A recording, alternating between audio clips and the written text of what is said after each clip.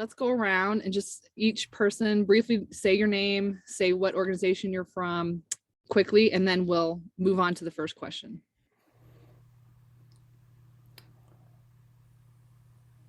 Do you want me to kick off? Yes, Luke, you're up. Hi. Thanks, Angie. I'm Luke Montagu. I am the co-founder of CEP, which is the Council for Evidence-based Psychiatry, and I said earlier that Anne is also on this Zoom, also a member of CEP. We work to try and bring awareness to the harms that these drugs can cause, and we do that through a all-party group called the All Party Parliamentary Group for Prescribed Drug Dependence. CEP is the Secretariat for that.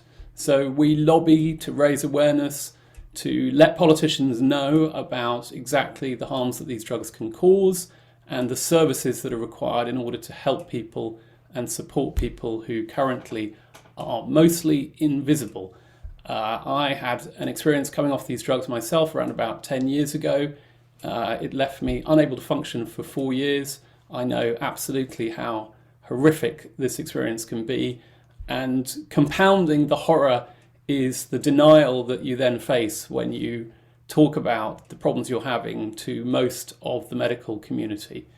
I think there have been some improvements in awareness recently. We can talk a little about those later, but it requires a major degree of change, institutional change, to increasingly recognize this problem and change prescribing practices and help people who get caught up in this situation.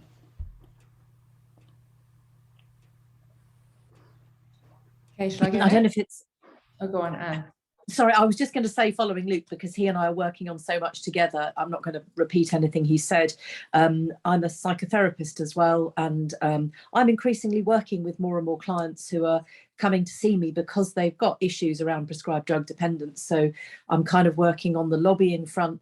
We've also created guidance for psychological therapists on how to have conversations with clients about psychiatric drugs, and in particular how to try and recognise withdrawal and support people when they're going through it.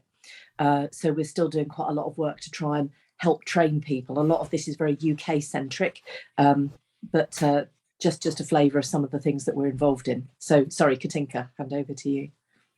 Okay, so yeah, my name's Katinka.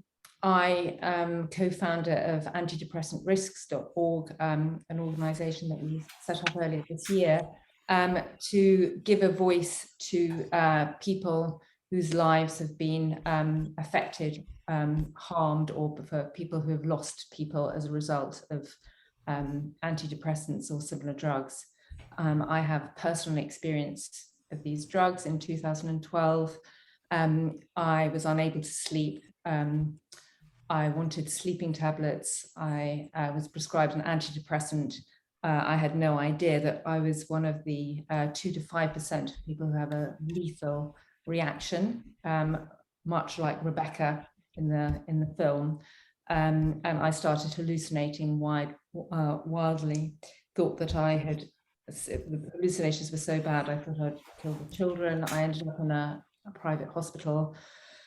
Like Rebecca, the doctors didn't recognize that the psychosis was caused by the antidepressant, and I was given more and more drugs and drugs to antipsychotics to combat the side effects of the antidepressants, and then other drugs to combat the side effects of the antipsychotics. And by the end of the year, I was on 7 different drugs. I was pretty much catatonic. I lost everything in that year. I literally couldn't get out of bed. I can't even begin to describe the awfulness of being on those drugs. I was completely numbed out. I couldn't do the simplest thing. I had no relationship left with my family or with my children, who were 12 and 13 at the time. By luck, I was taken to another hospital, taken off all 7 drugs, and made a full recovery within 3 weeks. So after that, I thought that my reaction, I was just one of the unlucky few, but I went on to realize that actually millions of people's lives are being affected by these drugs. It's not just the people who have a lethal reaction, but perhaps the more alarming issue are the people who start out well on these drugs and are not warned, and then many years down the line they discover that they can't get off the drugs and they're having debilitating side effects. And I'm inundated with these stories on antidepressant risk.org. I should also mention that my co-founder, who had been on the drugs for many years and was suffering horrendous withdrawal from trying to get off them. He took his life a few months ago, well, back in October, and he was a very strong advocate for the harms of these drugs. And I think that most of us on the panel know him well, and it's an absolute tragedy that someone with his knowledge and expertise was unable to get off the drugs safely.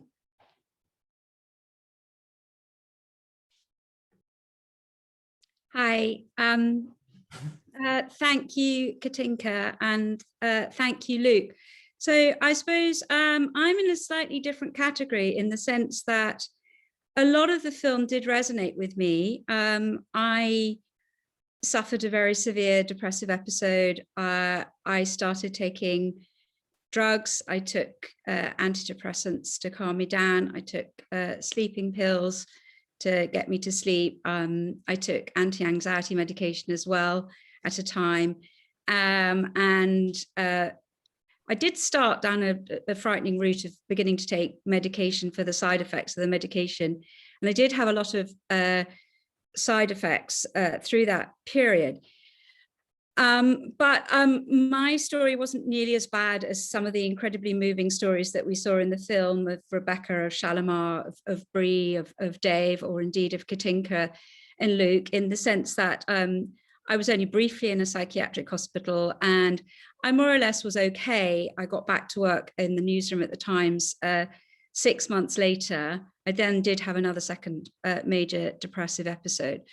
So I suppose the question for me is just so many sort of unknowing, like not knowing what was, did I get better because of the drugs or did I not get better because of the drugs? Would I have got better anyway, or would I have not got better anyway? There's so many doubts in my mind. And there's also a huge question that when I went into that first appointment with my psychiatrist, it wasn't really like Katinka, who couldn't sleep, though I did have that, but I was in a really terrible, terrible state. And I was pretty suicidal at that point. It had happened very, very quickly. So I suppose the question that I'm left with in this sort of slightly less dramatic version of events, in a way, in the sense I don't have that exact experience of terrible withdrawal symptoms, or though I did have side effects, but I'd like to try and nail down what is the place for medication. Is there any place for medication? What does someone do who comes in to see a psychiatrist in an absolutely appalling state like I was? And so that's what I'm sort of really interested what people say. Is it just that it's a very short-term thing? Is there any role for medication? And this is what this, I feel, this sort of general sense that we're still in the dark in some ways. So yeah, those are just my thoughts. But I thought it was an incredibly powerful film, and I was left feeling profoundly moved for the human suffering that this kind of drugs cause to people. It's just heartrending. That was a really good question, Rachel. What do you all think of that? What she said? Let's just start there. Is there a place for medications? Should we be using them at all? And if so, when? Well, we do know that many of these drugs don't actually work in the way that people understand them to work, and very little is understood about their mechanisms. I'm talking in particular about antidepressants. And I think it's not possible to say that they work. They may have a marginal improvement for some people. A lot of people say they work, But part of the problem with that is that we know that watchful waiting, when people are going through depression or anxiety, also works. That most of these experiences that we have are transitory. And unfortunately, when people go to their doctor and ask for support, particularly in the UK, but I'm sure in the States as well, it's very hard to get referred for talking therapies because there isn't enough of that available. And so it's just too easy for many doctors to prescribe drugs. And we know that even when people take these drugs in the short term, they can often precipitate a dependence, and even coming off them after a short term can lead to symptoms that seem very like one of these what are so-called disorders. And so what often happens is that somebody will innocently take the script for antidepressants. They might stay on them for a period of time, and then they will try to come off them. Usually they're not told how to come off them slowly. And as a result, they then exhibit further symptoms, which are then misdiagnosed as a need to be on them. And so they then get stuck on the drug, and that can lead to more side effects, which can lead to more drugs. I mean, it can turn into an absolute horror show, as we saw in that film, and indeed happened for me. I remember coming off antidepressants in 2001. I'd been put on them about 10 years earlier because I had a bad reaction to an operation, and it took me a long time to recover from the operation. I felt terrible, and the doctor said, well, hey, try some Prozac, that'll get you going. And I didn't really know whether they helped or they didn't help, but 10 years later I was still on them. But I came off them and I felt absolutely dreadful. I was in New York at the time, and I thought, oh my God, I've got something seriously wrong with me to feel like this. And I went back to the doctor and I said, this is what's happened to me. And he said, I told you so. Here are 4 new drugs. And sure enough, I took the 4 drugs and I felt better. But, you know, you feel better if you're addicted to something and you're given more of the same.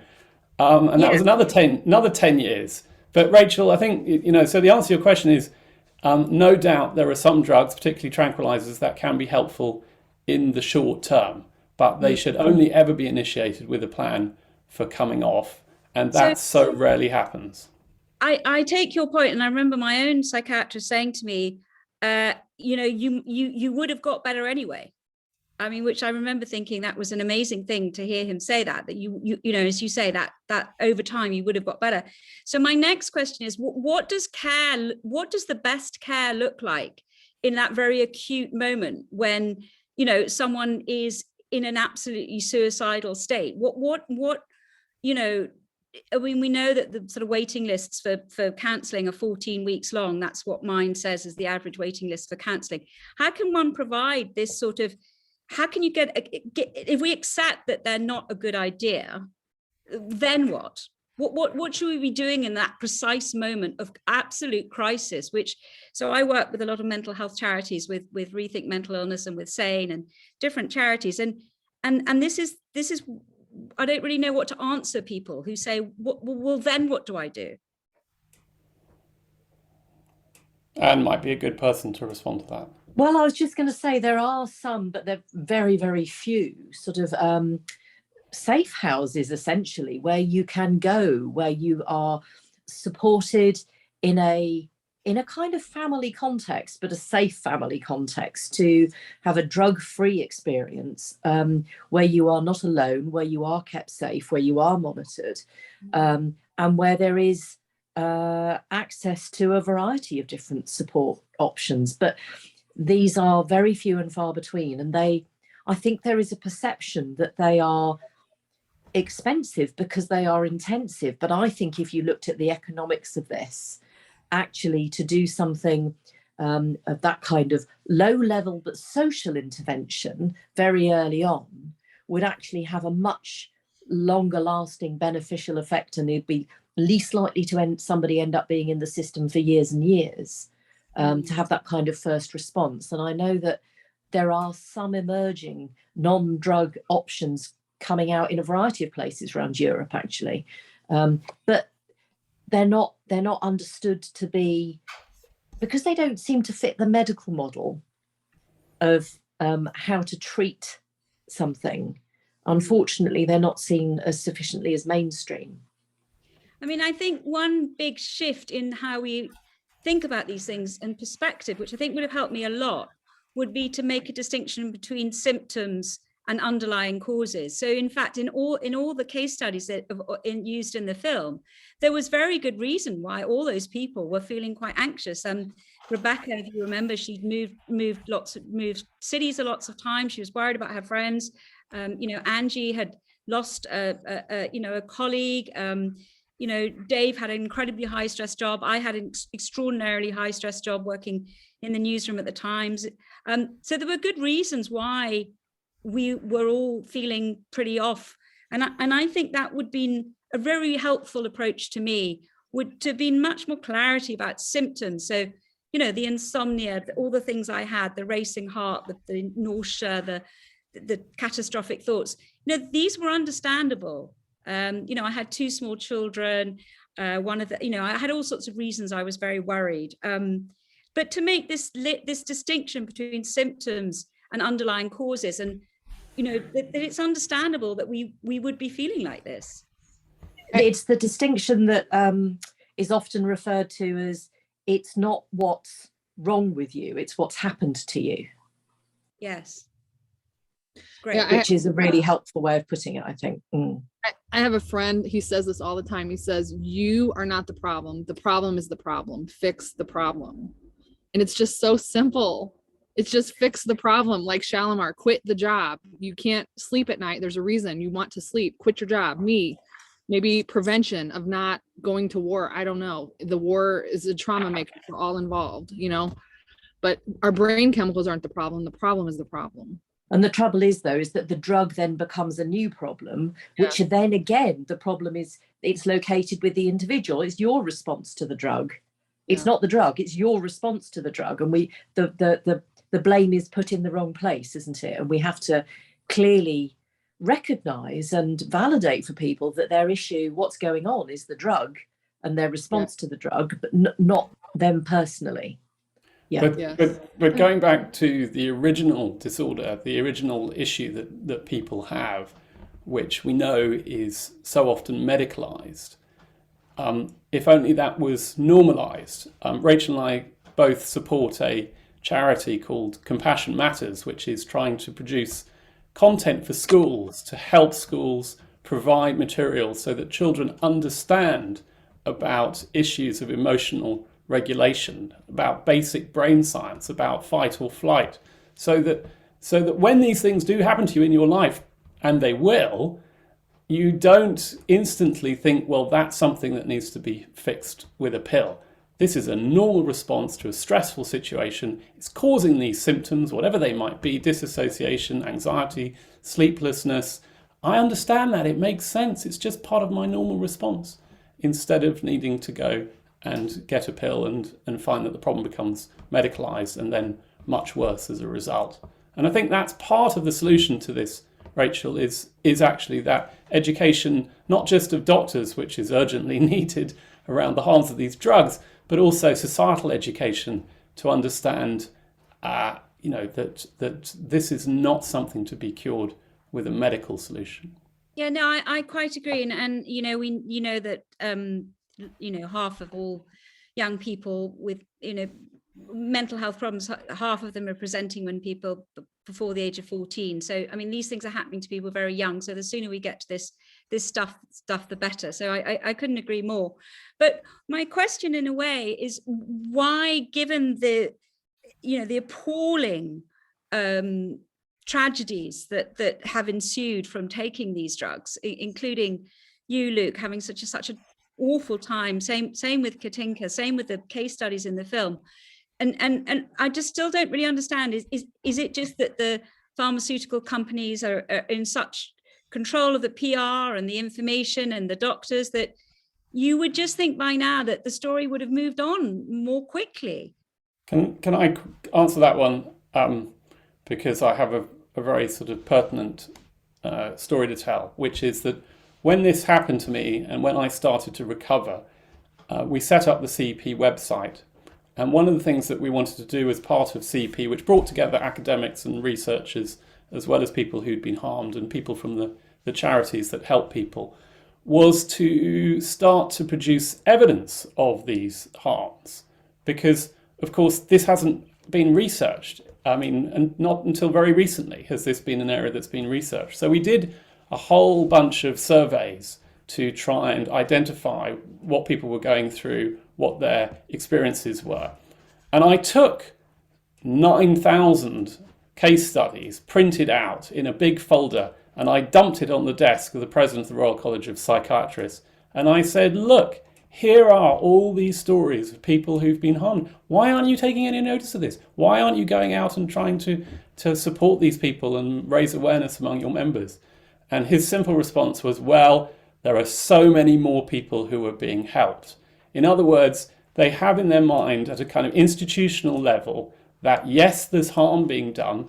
And of course, they say all medicines cause harm, but there's so much more benefit. But the problem with that equation is they've never actually done the research to determine how much harm is being done. So they can't possibly look at these scales with any certainty as to which one balances which way, because they've no clue. And we know that a quarter of the adult population in the UK is taking a potentially harmful dependency-forming drug. We know that 50% of people who come off antidepressants will have withdrawal effects, and half of those will have very severe ones. This is an enormous problem, but psychiatry has never recognised the problem to the degree that it needs to. And why is that? Because it's willfully blind, because that would threaten all of its structures and its income.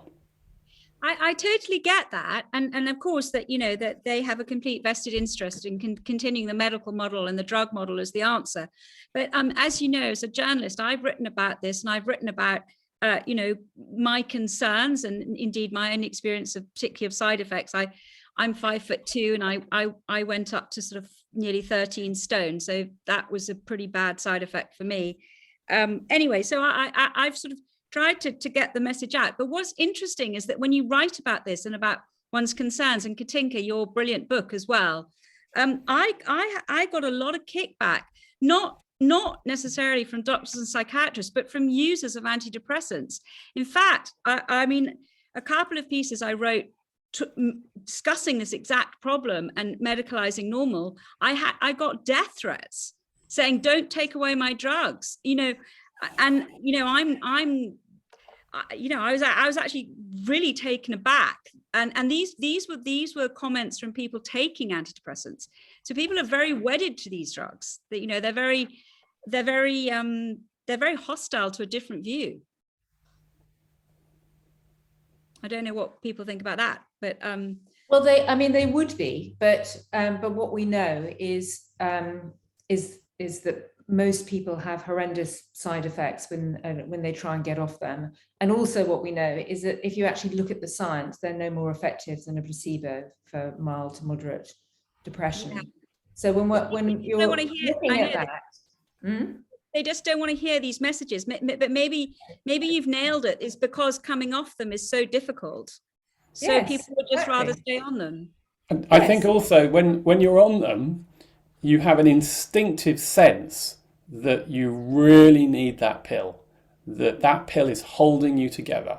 I used to say to people who would challenge the fact that I was taking these drugs, that I'm held together by pieces of psychopharmacological string, and don't mess with that because I'll fall apart. I sort of knew at some level that I'd fall apart if they were taken away. And of course that was true, because from time to time, I would run out or I would leave them behind somewhere, and I would have a horrendous 24 hours desperately trying, going to late night pharmacies to try and get these drugs. And I found, and I thought, I really believed, I was deluded. It wasn't my fault, but I was deluded that I really needed these things. And so anyone who was threatening to take them away, in the same way that you got that response, I would be quite vehement with them. But I suppose there's a wider, deeper problem, which is that one of the reasons, and as I say, I've had this very strong feedback that people are so attached to these drugs, is that that's what they're clinging on to. They're facing poor housing, unemployment, social deprivation, really desperate lives, and those problems are not easily solved. And they think, well, at least I've got this antidepressant. So we need a kind of, the answers. Yeah, it's masking the problem, isn't it? Because You know, Yeah. someone say who might be in an abusive relationship goes to their doctor and you know, and says, "Oh, I'm depressed," gets an antidepressant. That isn't going to solve the problem. They're being beaten up by their husband. A lot of the time, that, you know, these drugs, not only does the science you know, says that they're not beneficial and they have lots of risk, they also mask the problem. They take people away from what is, from, as Anne said, from actually what's happened, rather than what's wrong. Because you could have 7.6 million people taking antidepressants being extremely angry with the circumstances of their lives, and you know, it's yeah, I mean, it's a societal and political issue about actually finding ways that they can cope. It absolutely is. Yeah. And I don't know if you've read Dr. James Davies, who Luke and I work very closely with, and he's recently published a book called Sedated, where he traces the political roots of antidepressants and how they have an effect of shifting blame of societal problems to the individual. So there is absolutely a social and political angle that is critical, that is seen, and that all of the accusations, and I suspect you will have been accused of pill shaming, and it's something that anybody who is critical or highlighting evidence around the harms that the drugs can do get accused of this, and it's all masking,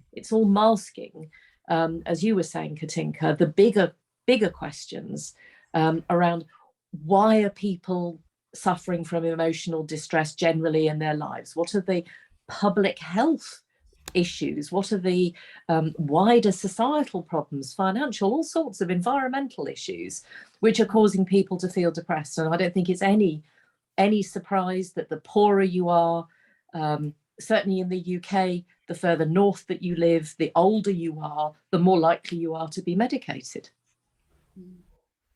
So, yeah. We all want to believe in a magic pill. Really, it's not good news to hear that it doesn't work. And it conveniently places the solution with the individual rather than with society. So, Angie, sorry, I know you're trying to perhaps we have a ton of get us to answer some questions. There's so many questions. I'm so sorry to interject you, but we'll have a mad audience if we don't get to some of them.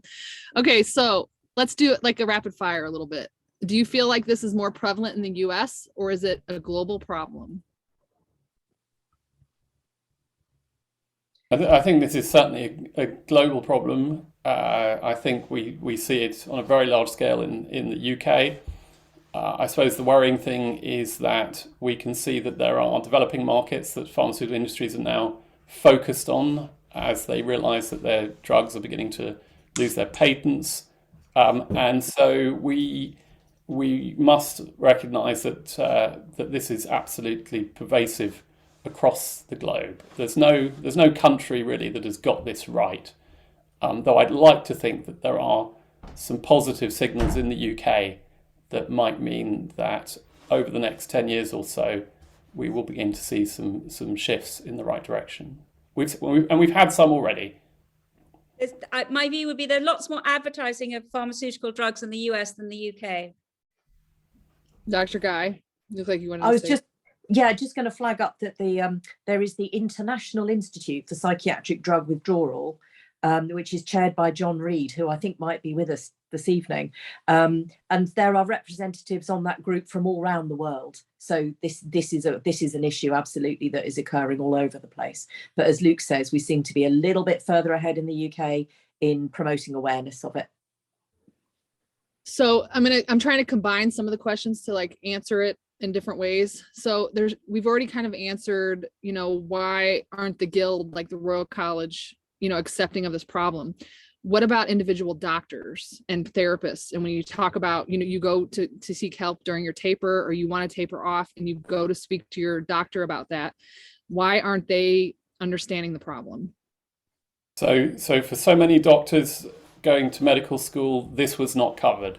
We know that out of a database of thousands of questions related to, for example, benzodiazepine withdrawal, there are something like 4 out of 4,000 that tackle prescribed drug dependence. So it's been historically ignored.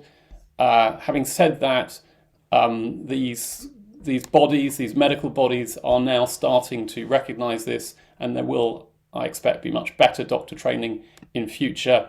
And we should also give credit to the Royal College of Psychiatrists, particularly under the leadership of Wendy Byrne, for recognising for the first time the severity and duration of antidepressant withdrawal, and for overseeing the delivery of some guidance from the Royal College to support people who want to come off.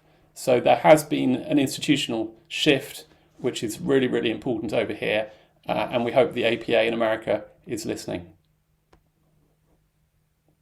All right, there's another one. There's a lot of people writing about their personal experiences, and I'm just going to be sensitive and probably not share them, but one is talking about just the multiple adverse reports for homicide, for suicide, for antidepressants. And they're asking, why is murder and suicide an acceptable side effect of a medication? So it's kind of controversial, that question, but would anybody like to address it? I mean, I've felt suicidal on the drugs. I'm not quite sure what is meant by acceptable. I mean, it's something that the drug companies in the trials that they discovered, and as Peter Gertcher said in the film, that those case studies just don't turn up in the data because they don't complete the trials. So a lot of people, they just don't understand that can be a side effect of the drugs. And to be honest with you, had it not happened to me, I would have found it really hard to believe that you could take a drug and it would make you suicidal, or that it would make you homicidal, or that it could make you, or that you would go into a psychosis, which involves both of those things. Had it not happened to me, I would not have believed it. It's a very hard one, and particularly because a lot of people who are taking antidepressants, they're depressed anyway, or they are distressed. So if they become suicidal, it's extremely difficult to prove that it's the drug that caused that, and that it wasn't the presenting problem. All right, we'll go on to the next one. What do you think about alternatives to drugs? Is the system set up for alternatives? Or do some of the alternatives actually help? Or what are some of the alternatives that you think are helpful? Well, I have become very interested in some of the nutritional ideas that are moving at the moment. The ideas linking depression to inflammation, and some of the dietary interventions that reduce inflammation. Some of the work being done on omega-3s that's happening at KCL, King's College London right now.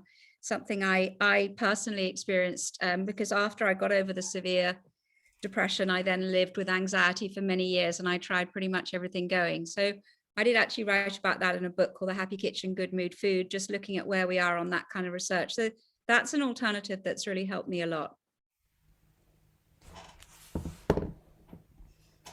Yeah, I mean, I think people are aware of talking therapies as being one of the key alternatives, but of course it depends what kind of talking therapies are available to you, for how long, and whether you get the choice of somebody that you can speak and you feel comfortable talking to. So not all talking therapies are equal. And I think what's really interesting, actually, Luke and I were recently reviewing, there's a new NICE guideline, which is a UK guideline telling doctors what kind of treatments that they should be offering their patients. There's a new guideline coming out on depression. And all of the research that they've done, all of the analysis on all sorts of interventions, including a whole range of talking therapies, but also things like exercise and mindfulness and meditation. And their research found no difference between any of these interventions. They all have a roughly equal effect. So that there is such a range of things that you can do. But interestingly, in the version of the guidance, antidepressants were still being recommended ahead of things like some of the forms of counselling and some other kind of lower intervention kind of options, which we fed back on and said, look, if there's no difference in the evidence, then this should just be an alphabetical list that you're providing for doctors. There should not be a hierarchy in which antidepressants are being offered above other things. So I think there's a whole variety of things.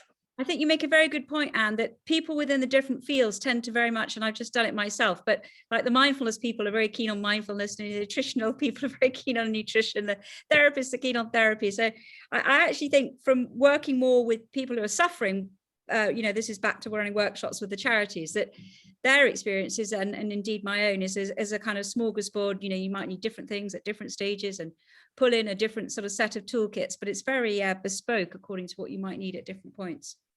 There's also good research, though, that supports that what really matters is the therapeutic relationship. That no matter what the modality is, it's the fact that you're sitting in front of a warm, caring, compassionate human being who's listening to you and who you're seeing over time. And it's that relationship that is really helping you through. And then, of course, we know that most of these things are transient anyway. So if you can continue those conversations for long enough, the chances are you'll have been helped through. But anyway, whatever mood or anxiety problems you've got will drift away like a thundercloud. I think that's right. And I think also this is a point that the film made so well, which is that normal is in danger, and that perhaps if we can change the narrative, that because you're feeling down or distressed, that you've got a mental disorder, it certainly would have been helpful for me, just to know that what I was going through was completely normal.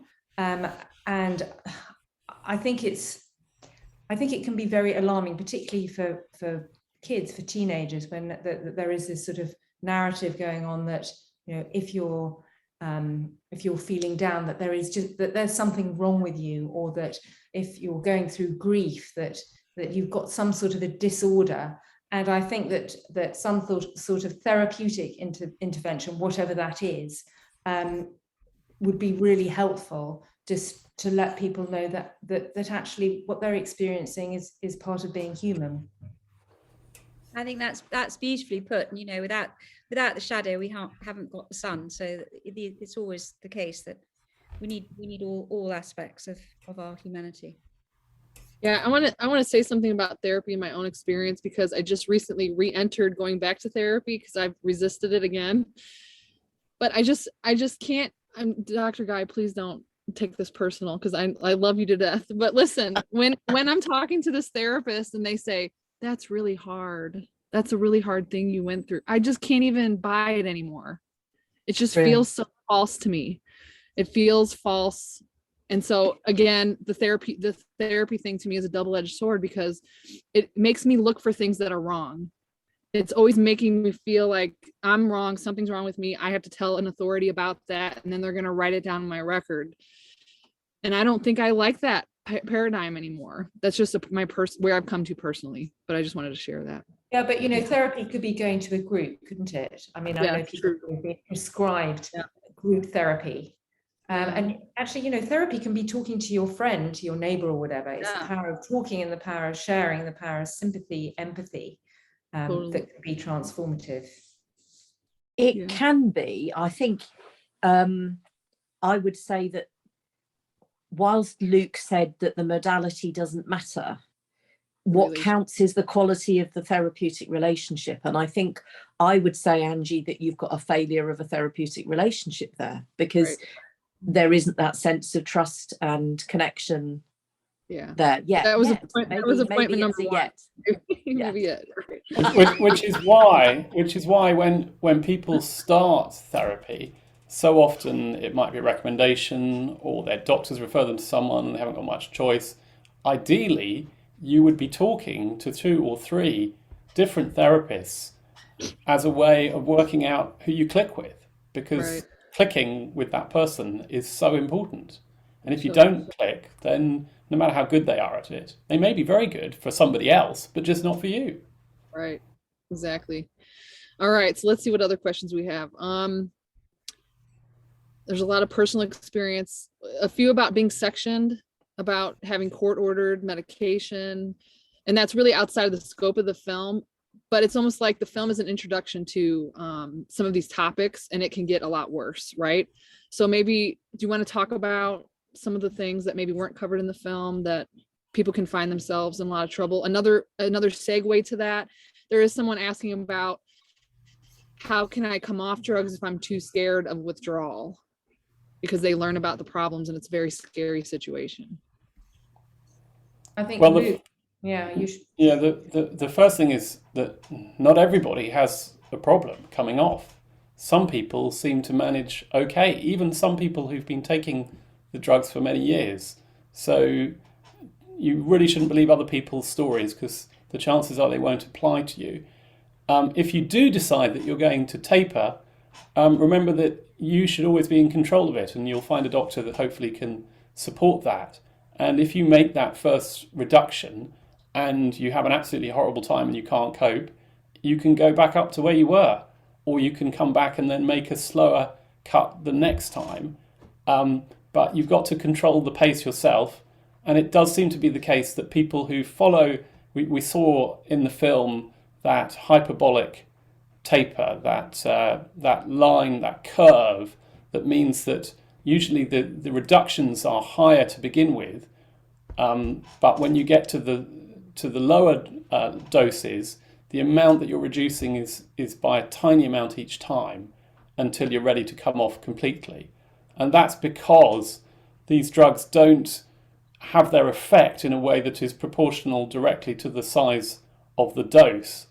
It gets lower as you go lower, and the last bits can often be the hardest, and that's why you've got to come off really slowly at the end and have increasingly small decreases in the amount that you reduce by. I think my experience, I did manage to come off them. I was on them for about 2 years, and then a gap, and then on them again. But one of the things I did was to take up other strategies at the same time. So, be very proactive about the idea, well, I'm not going to have the drugs, but, I've got some of these other ideas. I've got my mindfulness, or my exercise, or my changed diet, or whatever, having other things to hand. One of the things that we've written about quite a lot in the guidance for psychological therapists that we've produced is how to work with somebody to help them prepare to come off. And part of that might be recognising bad experiences they might have had before in trying before. But recognising that actually, usually that's done when they don't know anything, when they just have blindly sort of accepted some probably bad advice from somebody about how to do it. But there's preparing, there's what you can do during and what you need after. And there's lots of different coping strategies. So I think finding a good support network and setting that up for you before you start can really help increase your chances of doing it successfully. And I think just one other thing that I've heard somebody say is that those people who've come off the drugs successfully tend not to hang around in the support groups online. So often the support groups are full of very, very desperate people going through the worst of it, rather than those people who've emerged out the other side. So it's hard to hear sometimes the experiences of people who have actually come out the other side okay. They're not always available. Very true. John Reed is asking this very important question. The fact that people can be forced to take these drugs, is that a human rights issue? And I would even argue having to come off with no support, is that a human rights issue? Certainly not, ideal. I think all that I can say is that I had experience myself of being sectioned because of the side effects of the drugs, and it's an absolutely terrifying experience. I was forced to take drugs that were making me incredibly ill. I was surrounded by people in two psychiatric hospitals who were being forced to take drugs. Yes, I think it's a human rights issue. And I think there is one of the UN rapporteurs has written about this. And saying that it's something that needs to be urgently addressed, actually. Dr. Guy, someone's asking about the new NICE guidelines. Is there any way that you could post a link in the comments so they can read them? We're having a hard time finding them. Sorry, I was just going to Go on, jump in there because I was just looking up a link, but they haven't been released yet. So I was actually on. Consultation documents are still there, are they? The consultation documents are still there, but I would hesitate before suggesting people look at a guideline that hasn't been formally Published. released. Yeah, there's only drafts that are out there at the moment. We're hoping that we gave various comments back on the draft guidance as part of a consultation, which we hope will be taken on board and which will improve the final version of the guidance. But it hasn't been formally released yet. And there are two that we're talking about here. One is the new one for depression, and one is a new one which is specifically on safe prescribing and withdrawal. And they're both, I think, due to be, certainly the safe prescribing and withdrawal one is due to be published this spring. In April, we hope. And it might be worth just highlighting a couple of things in that new guidance which are currently in there and which we do support. So, for example, for the first time, when you go to a doctor with an issue that might be potentially helped by one of these drugs, dependency-forming drugs, including opioids for pain, the doctor is encouraged not to prescribe at that first appointment. That's a huge step forward. That means watchful waiting. Don't prescribe the first time a patient comes in. And secondly, if you do prescribe, doctors are now going to be told that they need to provide what's called a written management plan. And that management plan needs to identify the diagnosis, it needs to discuss the risks, it needs to talk about the duration of the prescription. You know, for the first time, patients will be able to go back and say, well, you didn't do this, or you didn't tell me that, and they'll have a document. And we heard again and again in that film how frequently doctors fail to give the information that they should be giving at the outset. So hopefully those things are going to really help with improving safer prescribing. But on the withdrawal side, there was a lot that was missing in terms of supporting people safely coming off, and it's so important that patients and their doctors understand the importance of going slowly and the importance of hyperbolic tapering using that curve. I do think at this point we ought to salute the dogged and determined work of Luke and Anne and Katinka and indeed Angie, all of you, just kind of pursuing this with dedication and just doggedness, as I say. You know, these are remarkable shifts achieved by individuals, you know, who are not specialists and who have just, well, Anne is, but, you know, has stepped up to the plate in a remarkable way. I totally agree with you. This work is amazing. I have a question for each of you. One for Dr. Guy and Luke. Do you, in all of your advocacy work, has there been any communication between the United States and UK at all? Like, is any of this transferring over to other countries? The problem with the United States medical system is that it operates at a state level. And so it's very hard for the most part for any kind of regulatory change to happen at a federal level. Though there are, of course, some things. I mean, if the FDA puts a warning in, that affects all the drugs wherever they're sold. And so an advantage of the UK system is that it is centralized. We have this thing called the NHS. We have a Department of Health that is in charge of the NHS. So we kind of know where to go and we know who to talk to.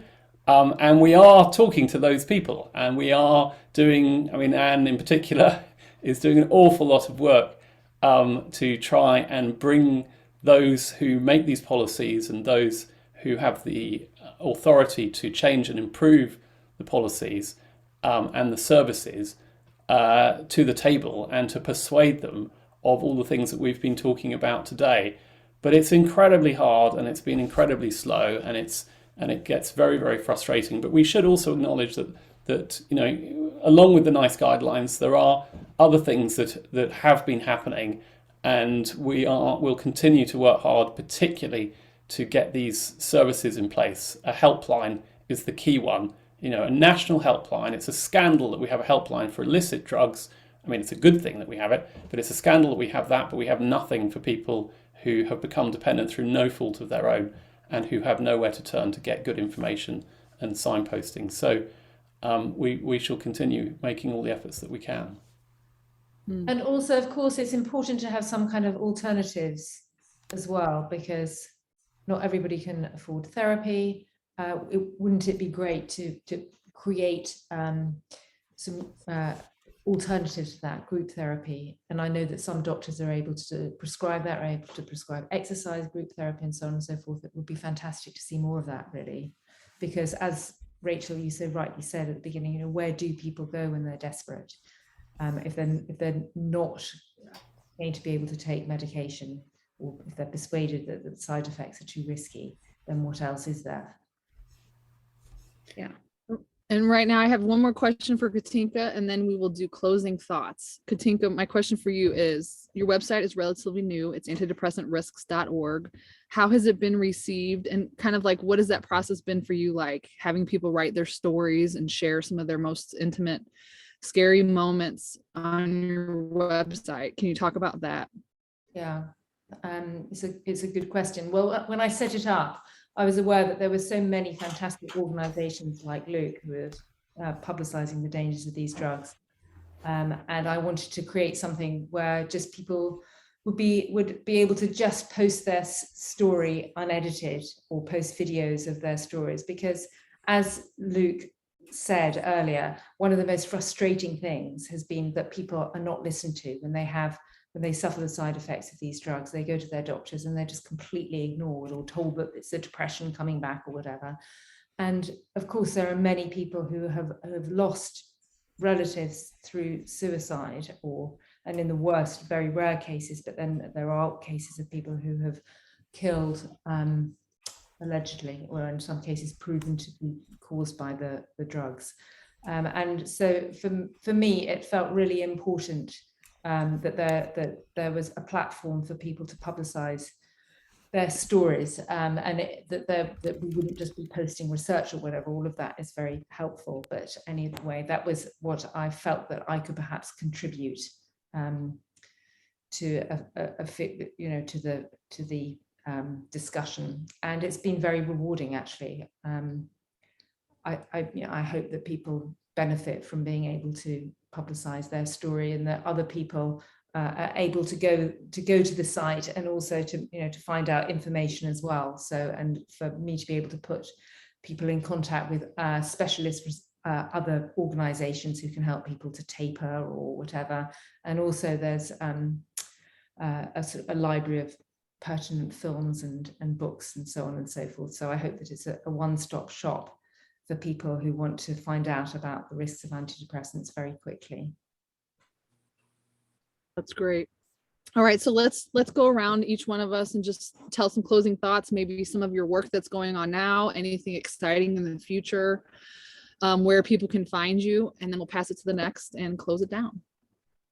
All right. Do you want me to kick off again? Yeah. So CEP, the website is CEP-UK.org. We've got lots of information and videos on there to support people thinking of coming off. I suppose when I watched that film, I came away with a really profound sense of injustice. And it's that feeling of injustice that's kind of sat with me through these years that kind of keeps me going, working to try and bring about change. I have less time to do that these days, and we're really lucky that Anne and others are helping, in particular with the parliamentary group. But there is one other very positive area of change happening over here, and I don't think that this has taken off in the States yet, but if it takes off here in the way that we hope, it might lead to other countries following suit, and that's the area of social prescribing. So this is where recognizing that the solutions to many people's problems, to many people's responses to stressors, anxiety, pain, etc., mild pain, is not likely to be found in a pill. Much better to prescribe them something else that is helpful. And in this country, there is a lot of evidence to support what's called social prescribing, which is where you might be prescribed by your doctor to spend time joining a gardening group, or you might be prescribed joining up with a choir. And in fact, we down here where I live in Dorset are developing a program for our local surgery here of different interventions. And what sits at the heart of these things is actually not the activity so much, but it's enabling people to come together, to socialize, who are often isolated may have multiple problems, and be with a group of people and find that mutual support through a group of people over time. And if doctors can find that there are enough resources to make those sort of referrals rather than referrals for drugs, that would be a very good thing indeed.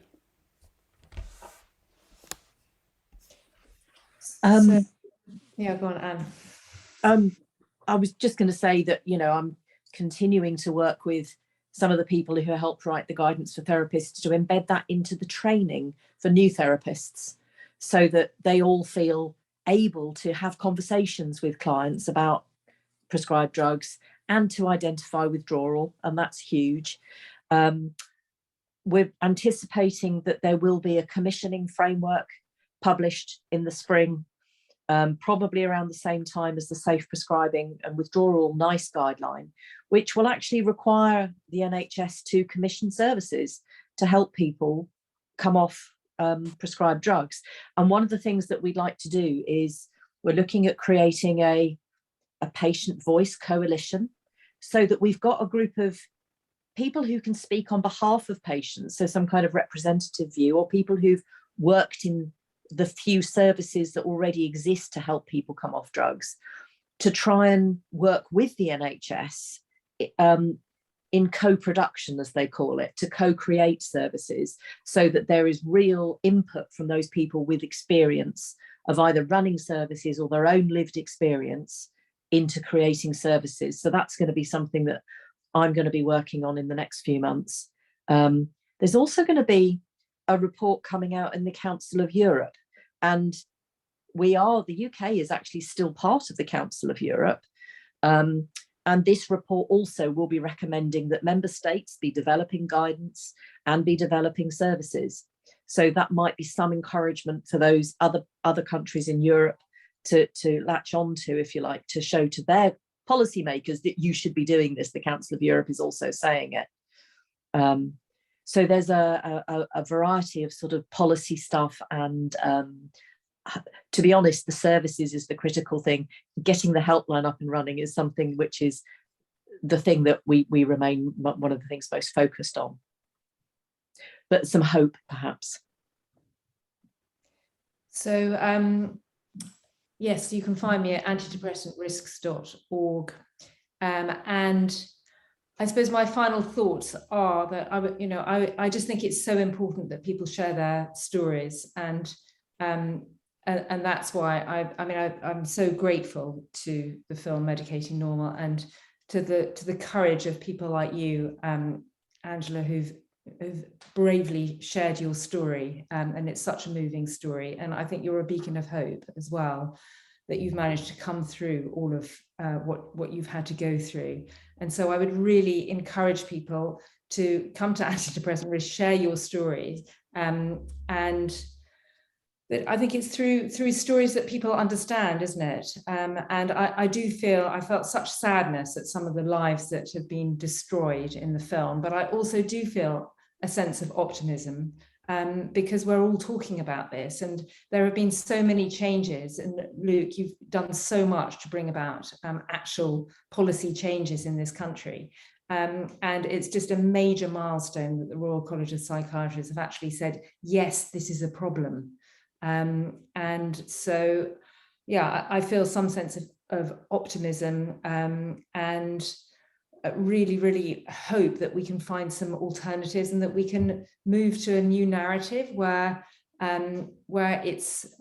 we can accept that having negative emotions is not a sign of a mental disorder, that it's a sign of mental health, actually, not of mental illness. And sadness, all of these things, they're fine. They're part of being the rich tapestry of being human. Rachel? So you can find me at rachel-kelly.net, and then I'm on Instagram and Twitter and things. I see myself as a communicator, and I try and share where we are on some of these debates, and to share the good news of where some of these conversations are going. And I suppose just picking up on what Luke said, I'm very solutions driven.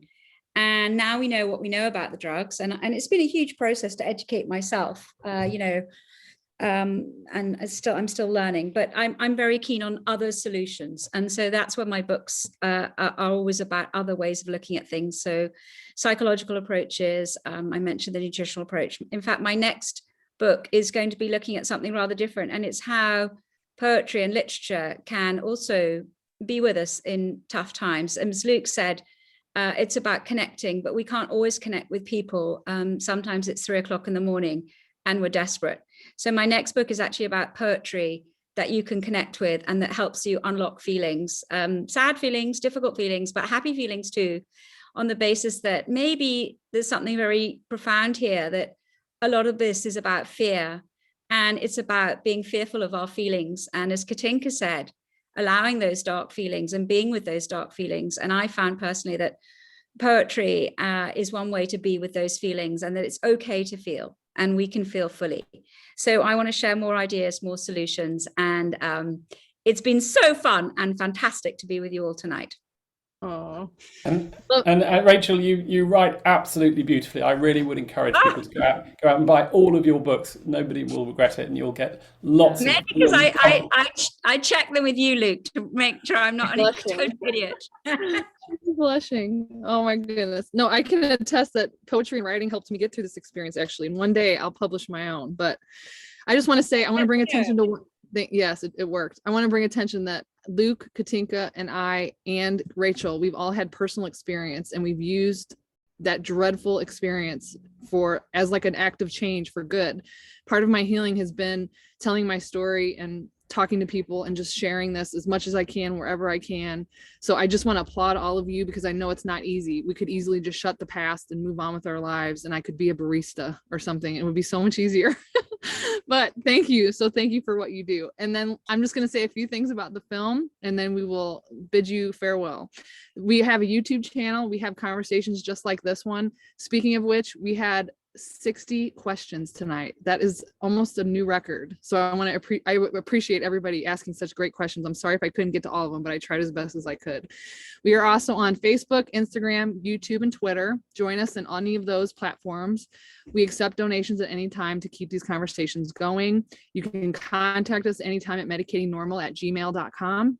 And our website has a reading list. We have research, we have resources, support groups, all kinds of stuff.